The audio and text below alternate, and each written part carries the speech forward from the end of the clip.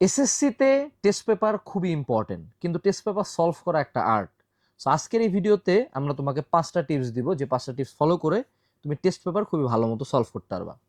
Number 1 tips, test paper মূলত secure জন্য লেখা, অর্থাৎ টেস্ট পেপারের কোশ্চেনগুলা খুব আজগুবিভাবে থাকে হলো বোর্ড ওয়াইজ সিকিউ কোশ্চেনগুলা, কিন্তু অ্যান্সার শিট তুমি আবার দেখতে পাবা চ্যাপ্টার ওয়াইজ। সেক্ষেত্রে আমি বলি তুমি যে কোনো সময় যে টেস্ট পেপার অংশটা সেটা টোটালি বাদ দিয়ে দাও, তুমি চলে আসো মেডিজি অংশটাতে।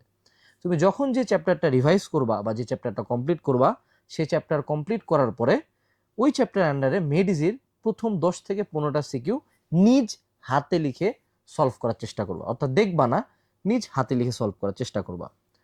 টিপস নাম্বার 2, টেস্ট পেপার মেডিজির মূল লক্ষ্য কি? মূল লক্ষ্য হলো তোমাকে এইটা আইডিয়া দেওয়া যে কোশ্চেন কোথা থেকে আসে, কোশ্চেন কেমন আসে এবং কোশ্চেন কতটুকু টাফ করা হয়।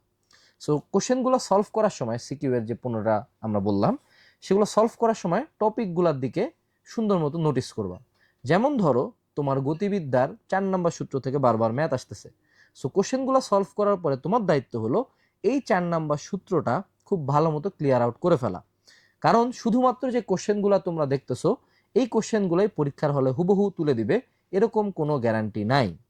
টিপস নাম্বার 3, যদি এক্সট্রা করে সময় পাও তাহলে প্রথম 10 থেকে 15টা কোশ্চেনের বাইরে বাকি যে বোর্ড কোশ্চেনগুলো আছে, অ্যাটলিস্ট মিনিমাম বোর্ড কোশ্চেনগুলো সবগুলা সলভ করে যাওয়া।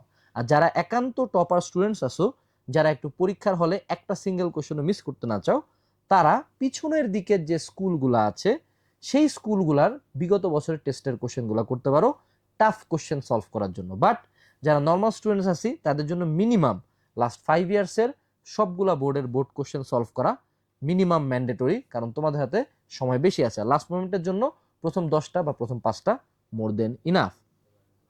এর পরের টিপস হলো মেজরিটি স্টুডেন্টস টেস্ট পেপারের এমসিকিউ পার্টটা করে না। আজগুবিভাবে বাংলাদেশের টেস্ট পেপারের শুরুতে আমরা সিকিউ দেখছিলাম তারা দিছিল সাল ওয়াইজ, অ্যান্সার দিছিল চ্যাপ্টার ওয়াইজ। এবার তারা উল্টা খেলে, এবার তারা সিকিউ কোশ্চেনও দেয় সাল ওয়াইজ, অ্যান্সারও দেয় সাল ওয়াইজ। তো সেক্ষেত্রে অ্যাটলিস্ট লাস্ট 5 ইয়ার্সের এমসিকিউ কোশ্চেনগুলো সলভ করবা। এই পুরা জার্নিটা যদি আরেকটু অর্গানাইজড ওয়েতে আগাইতে চাও, সর্বশেষ টিপস হলো টেস্ট পেপার ফেলায় রিভিশন ম্যাটেরিয়াল থেকে সেম জিনিসই ভালো মতো সলভ করো। রিভিশন ম্যাটেরিয়াল বইগুলোর সুবিধা কি আমি তোমাকে একটু যদি দেখাই, এদের একটা চ্যাপ্টার শুরু হওয়ার পরে টপিকগুলো যেগুলো আমরা বললাম যে বই থেকে ফাইন্ড আউট করতে হবে, সেই টপিকগুলো অ্যানালাইসিস দেওয়া আছে। তারপরে সেই টপিকের আন্ডারে বিগত বছরে কি কি এমসিকিউ আসছে সেগুলো দেওয়া আছে, এবং ওই টপিকটার আন্ডারে বিগত বছরের কি কি সিকিউ আসছে সেগুলো দেওয়া আছে। এরকম করে সিরিয়ালি প্রতিটা চ্যাপ্টারের সবচেয়ে ইম্পর্টেন্ট টপিকস, সেই ইম্পর্টেন্ট টপিক্সের আন্ডারে এমসিকিউ, সেই ইম্পর্টেন্ট টপিক্সের আন্ডারে সিকিউ। এবং দেখো টেস্ট পেপার মেডিসির জন্য 2টা বই কিনলে তোমার জেনারেল ম্যাথ বই দেখে কান্না লাগতো।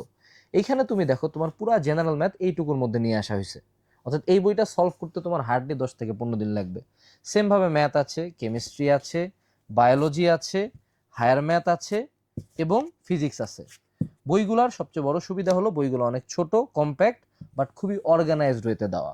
সো যারা টেস্ট পেপার দেখে প্যানিক করতেছো বা এখনও টেস্ট পেপার কেন নাই, আল্লাহর দোহাই লাগে রিভিশন ম্যাটেরিয়াল কেন। This is a 1000 Times better option. কিনতে চাইলে ডিসক্রিপশন বক্স থেকে অর্ডার দিতে পারো। অর্ডার না দিলেও যে টিপসগুলো বললাম টেস্ট পেপারের, সেগুলো ফলো করিও।